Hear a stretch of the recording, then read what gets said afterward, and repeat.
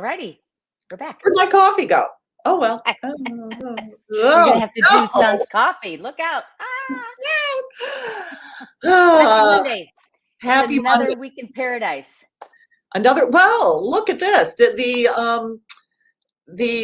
annual or the 2020 census shows people are coming to Chicago. And I've got 2 new buyers. I'm really excited. This is a great time to be in Chicago. Yes, it is. It is indeed.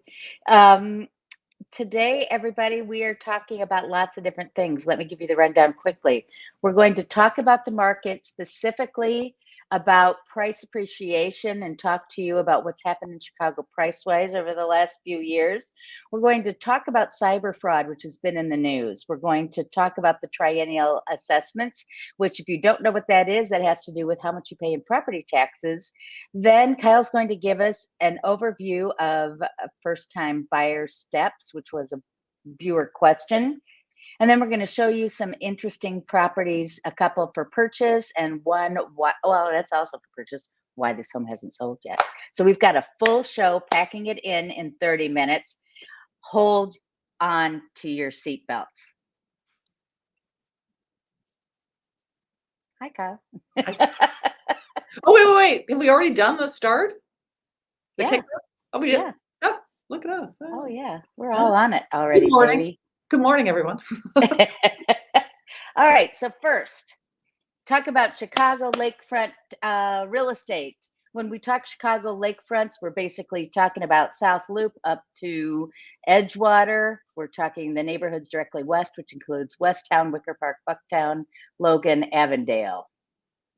Let's talk single family home. And so I was saying to Kyle before we came on the air, this week, I really paid attention to pricing this time, because we're talking about first-time buyers and whether or not now is a good time to buy and what are the steps to buy. So I wanted to show you what's been going on over the last 10 years with Chicago pricing. And this is a bummer because it looks like I just took a crayon. These were actually really cool swirls until I downloaded them. So I was going to say, that looks like you put some lipstick or nail polish. I know. Okay. Yeah, I know. Okay, so here's the deal. 10 years ago, July of 2011, the median sales price in the Chicago lakefront neighborhoods was $754,750. Today, the median sales price for a single family home is $1.1 million. You can see I did an every 10-year number all the way up. So for example, that's 11, here's 13, here's 15, here's 17, here's 19, and here's 2011. So it's been a nice steady increase in the median sales price for those neighborhoods. Every 2 year, not every 10 year. And Thank you. It is 2021 at the top. Oh yeah. Uh-huh. We were just talking about how I lost last year to COVID. I don't know what day it is. We don't have enough coffee. I didn't do anything fancy with percent increases. I just thought it was pretty impressive to see these numbers. That is impressive, and it dovetails with what we're going to talk about later, why people need to buy their homes. Okay, go ahead. Exactly right. So then I broke it down to our big 4 single-family neighborhoods, which are Westtown, North Center, Lakeview, and Lincoln Park. And I wanted to show you the trend there as well. So Lincoln Park, 10 years ago, the median price was $1,240,000. Today, $1,699,000. In Lakeview, median $980,000. Today, $1,352,000. In North Center, $775,000. Today it's $1,150,000. And in Westtown, $599,000 to $962,500. That's so huge. You can see Westtown, all across the board. Yeah, those single family neighborhoods did very well with appreciation. So in terms of number of homes for sale right now in Lincoln Park, there are 93 homes, which is down 30% versus previous year. Westtown has 56 homes for sale, down 22%. Lakeview, 60 homes for sale, down 17%. And North Center, 35 homes, down 48%. In terms of closed sales in July, let's see here. Lincoln Park, 33, up 136% over previous year. Westtown, 32, up 46% versus previous year. And that's because, during COVID, I mean, Westtown's been strong. let's see, North Center 29, down 3%. That's really due to inventory in North Center. That's been a strong single family area for the last 5 years. And then Lakeview only has 22 homes for sale. That's up 44% versus previous year. Month supply of homes for sale. We don't have enough homes. We are 3.8% in Lincoln Park, down to 1.6% in North Center. And that inventory is down all the way across the board. And you can see 1.6 is 1.6 months, which is nothing. it's nothing. Yeah. Nothing. 6 months is like a regular market, neither buyer nor seller market, as you all know. And just to remind everyone, these are single family homes, not condos. There'll be more condos. And I'll show you condos now. Condo sales. Okay, here's the same chart, same lakefront neighborhoods. So now 2012 was the dip. Remember, 2008, we really didn't see the bottom of the pricing until 2012. So in July of 2011, it was 3025. But by 2013, we'd bounced to 3085, up to 399.9. So, if you've been watching our show, you know that we've been hovering around that $400,000 mark for median sales price. So, yeah, again, very good appreciation. You're basically taking it from 300 to 400, which is a 25% increase over 10 years. Gotta love that. Okay, our big four condo neighborhoods. This is a little more difficult to follow, so I tried to do it by color coding. Lincoln Park, 340 median sales price 10 years ago. Now it's 475. This is the north side. So this is Gold Coast, Streeterville, River North, 337.5, now 400. Lakeview was 311, now it's 380. And the Loop was 315, now 371. So the numbers kind of skitter around, but they're still very significantly up over the last 10 years. Number of homes for sale. Again, in the Loop and near North, they're continuing to decline. Oh, these are raw numbers, and that's why they're a little different than what you're used to seeing. Lincoln Park has the most condominiums for sale right now. No. Mistake. Every week I make a mistake. This week, I think this is the one. This is obviously not Lincoln Park. This is near North. Yeah. Absolutely. No other neighborhood would have this many. 1,632. Inventory is down 10% over previous year. How about that? Mm-hmm. That's awesome. Loop, 520 homes for sale, down 16%. Lakeview, 576, down 13%. And Lincoln Park, 401, down 13%. Okay, closed sales. Oh, I should have taken that out. Okay, ignore that part, everybody. The important part is on the right side of your screen, where you will see that the number of closed sales, near North Side had the most last month, 322, up 60%. Lakeview, 269, up 22%. Lincoln Park, 159, up 16%. And the Loop, 109, up 118%. I did it here too, son of a gun. Okay, so look at this though, guys. We are down here with months inventory in the near North and Loop. We were up here, which was tons and tons of inventory. We are almost down to a regulated market at 6 months. We're at 7.5 and 7.4 months worth of inventory. Inventory is down 42 and 35%. Okay, so that could mean a couple of things, as you know, Kyle. Number of homes for sale is not as high, but also number of sales and the sales rate has increased. So if you're thinking about getting something in the Loop or near North, now would be a time to jump on the bandwagon before it becomes a seller's market in those neighborhoods, which it will at some point soon. Okay, Lincoln Park, 3.4 months worth of supply, down 42%. And that says Lakeview. Yeah, Lakeview, 2.8 months, down 36%. So apologize for those crazy slides, but that's the story. So what's the news? Big appreciation. Near North condos, Loop condo inventory is declining. It's just really a nice market in Chicago right now. It is a nice market in Chicago, and it's also I think part of that rebound from last year's really downturn right around in the areas right around the loop is due to the fact that things are calming down. People see an end to this. They see activities starting to happen again in and around the loop. And that's why those neighborhoods have really recovered well. I think people, to your point about why are there so few, I think some people decided they didn't have to leave Hmm.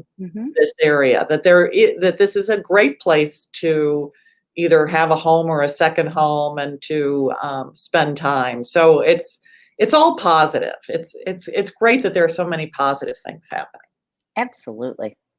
All right. So, one of the things we wanted to bring up is an article that's in the news about cyber fraud. So, Kyle, tell us a little bit about the article and what our recommendations are to our viewers.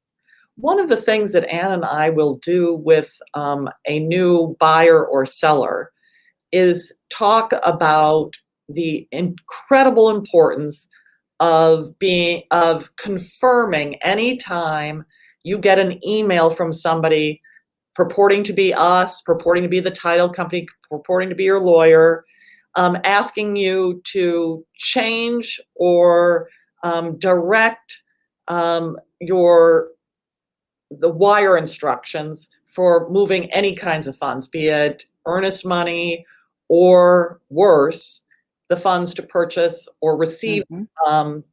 monies from the sale of a home.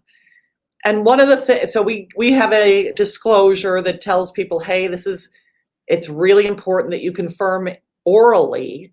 Call us up, call up the person who allegedly Yeah. Call do the that. title company directly. Call the title company and don't call the number on the email. Right. Look it up in Google and call them up. Um, Absolutely right. the second deal I ever worked on had to be postponed a couple of weeks because the buyers had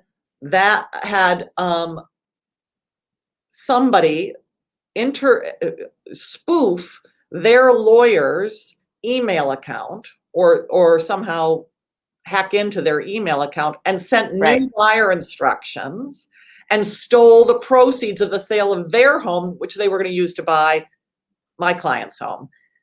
The FBI was able to get it back, but it was a very fraught 2 weeks to get that money back. So what we're saying to you is, if you get an email from anyone about with wire instructions, call your agent and call your lawyer to confirm.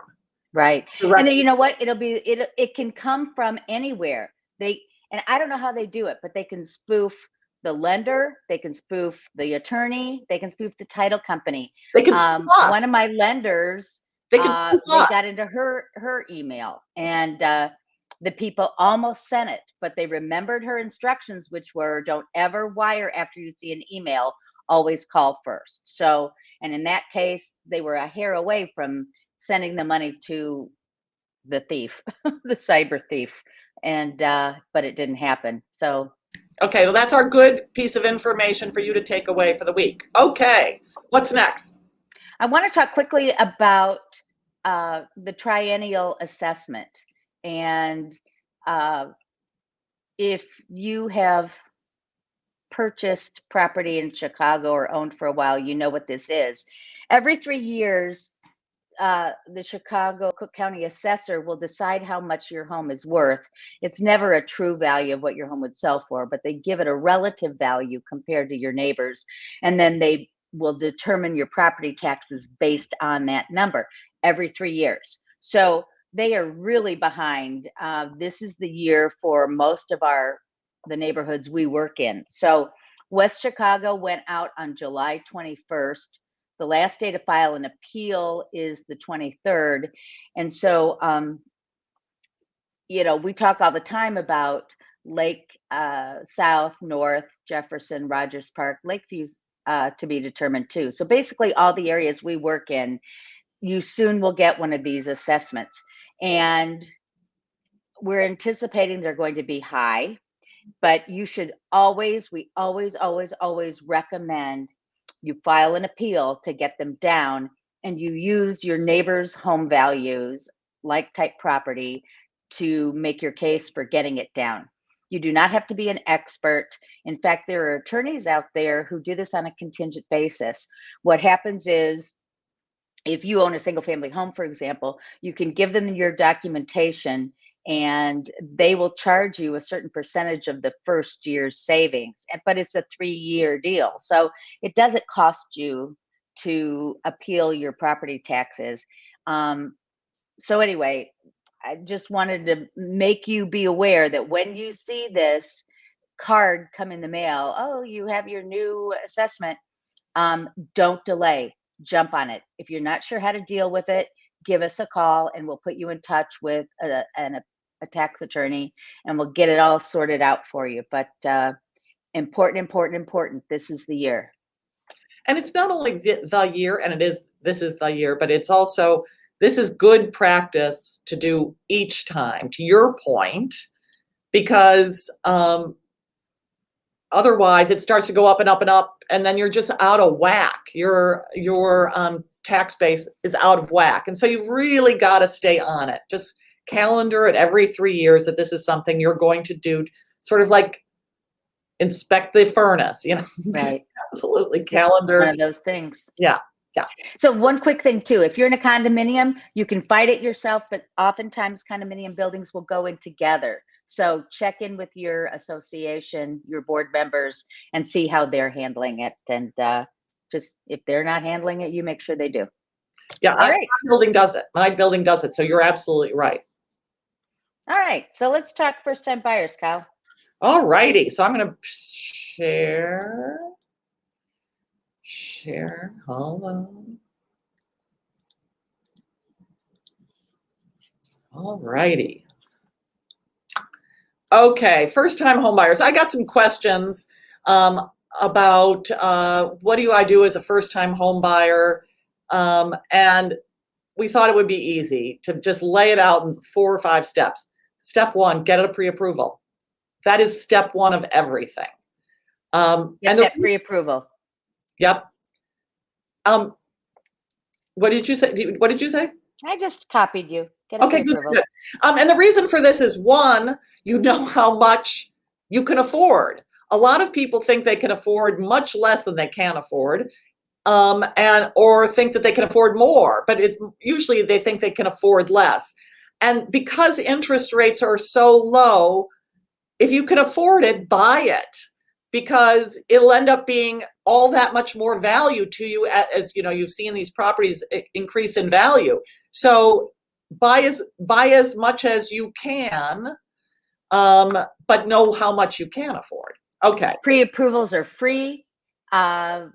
Lenders are happy to get them because they are hoping that you'll do business with them down the road. The one caveat is, when you talk to them about pre-approval, have a property in mind, because if you're talking condominiums, you need a sample of assessments as well as taxes. They can use basic numbers, but if you have a property in mind, it's helpful. It is helpful, but they can also say, with your with how much money you should be spending on housing, this would make it an appropriate, if you're saying I'm interested in condos. Well, if you have assessments in this range, the price you can afford is X. And if you have assessments in a higher range, you can afford Y, which is less. So, right. So it's really good and they will talk you through the mix of what you should be looking at. It also lets you know how to position yourself when you go to make an offer. If you've got a strong pre-approval from a good mortgage originator, these are loan originators, you'll be in much better shape when you make an offer. Okay? So that's step 1. Step 2, find an agent. Yes, you can do a lot of this yourself on Zillow, Redfin, HomeSnap. But an agent for buyers is your advocate.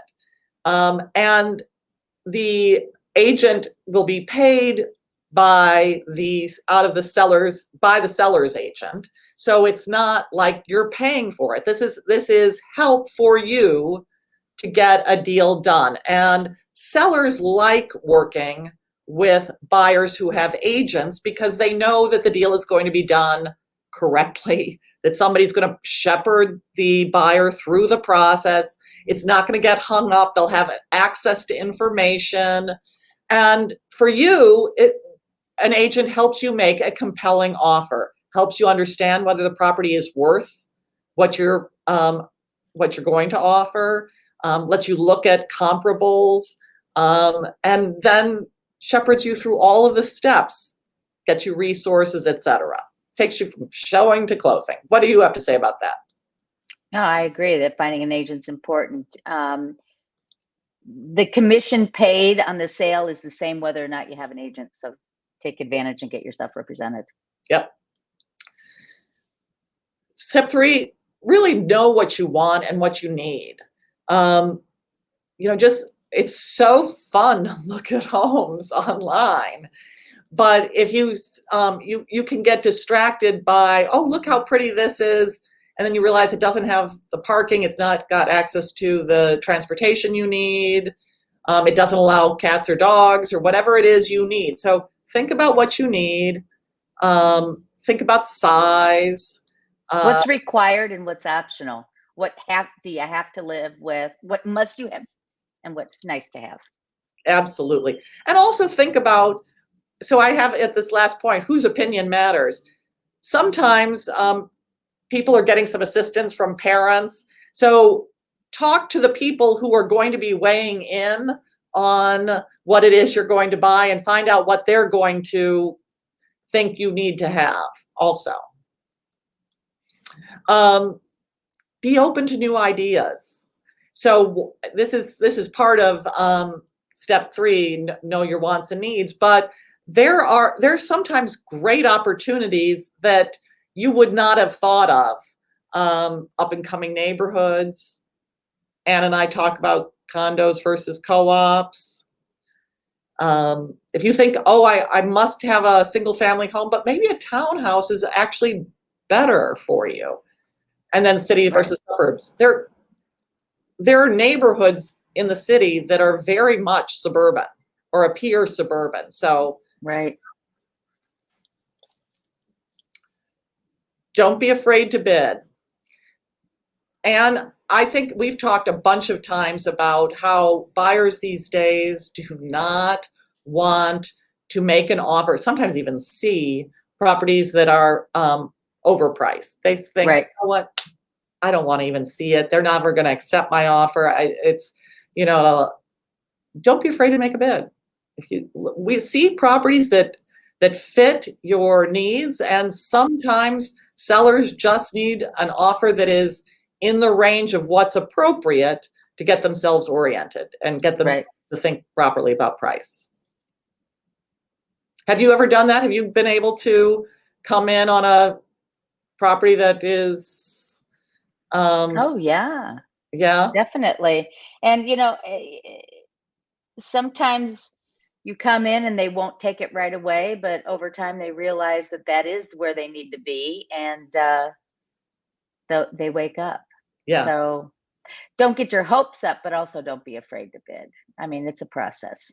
It is a process. And remember, for properties that are inappropriately priced, the seller's agent is telling them this and will say, because even agents who represent people who overprice their homes know what the home is worth. And so they'll advocate that this is probably it's in the range of what we discussed. So don't worry about it. And then I've got here, do as your agent advises to get to the closing table. This process is the process from offer to closing is repeatable. It's been done for years. It's how the process is done. We recommend that you don't try and short circuit that process because it will only lead to the deal not getting done, sort of things falling apart. And so it's really good. Inspection, attorney review, follow through on your mortgage application, pay the earnest money, and go on the final walkthrough. Yep. That's it. All right. And we are always available to guide you through these steps. So Absolutely. you're not expected to know them all. So now I want to show you a couple of properties quickly here that are below the median sales price that are good opportunities. The first one is one of my listings that's going to hit the market next week. So this is a 2-bedroom. I don't even have the proofs back yet. Okay, we're looking at the proofs.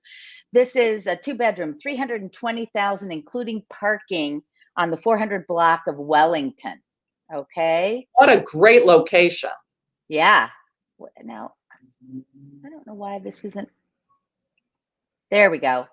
Okay. Big foyer, 2-bedroom, 2-bath, big living room. I don't have the square footage yet from VHT, but look at that. Nice hardwood floors. This is the tenants in here who are moving out in the next week. But isn't this cute? Big kitchen, big living room, lots of light. Here's the primary bedroom. That's Nice size, big. big enough. Yeah, it's very big. Smaller bathroom, but a good bathroom. Good bath. Look at the second bedroom. They have Huge. 2 kids in this room. Huge. It is huge. And the second bath. So that's that. Let me say it again. 320,000. Low assessments, they're $430 a month, and that includes your heat. It includes parking.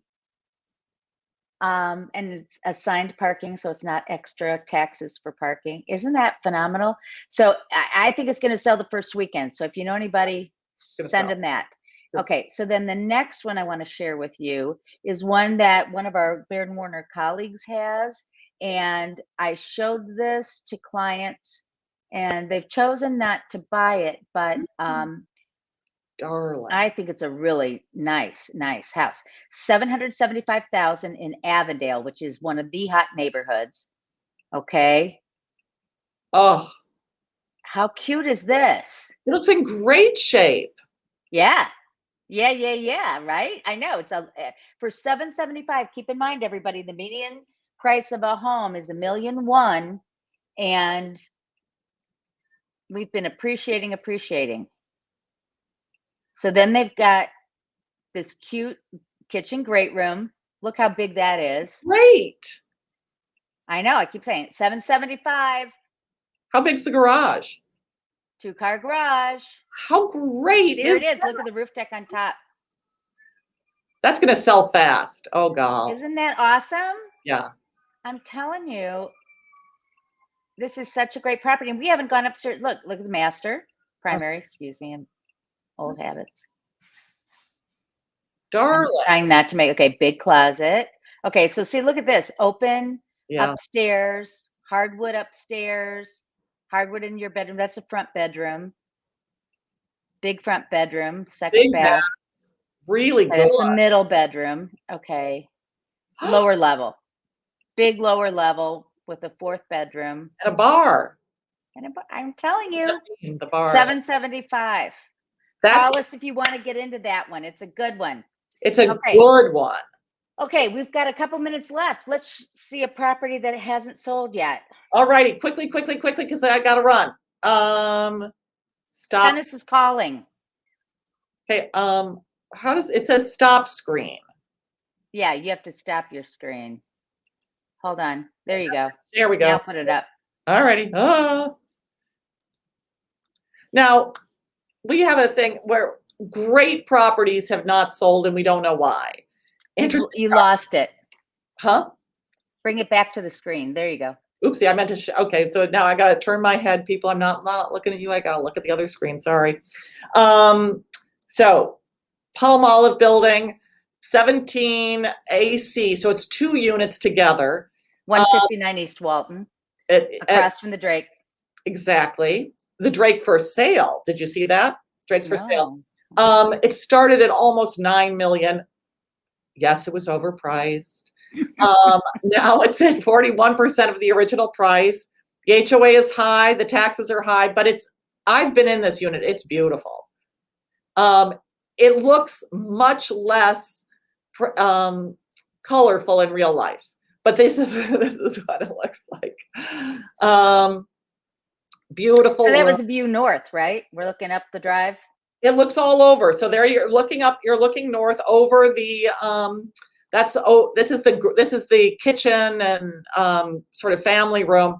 You look at that nice lake view on top of the Drake, over the Drake. It's a traditional room with that beautiful wood paneling. So this is now made to look modern. But here's the problem. It's enormous.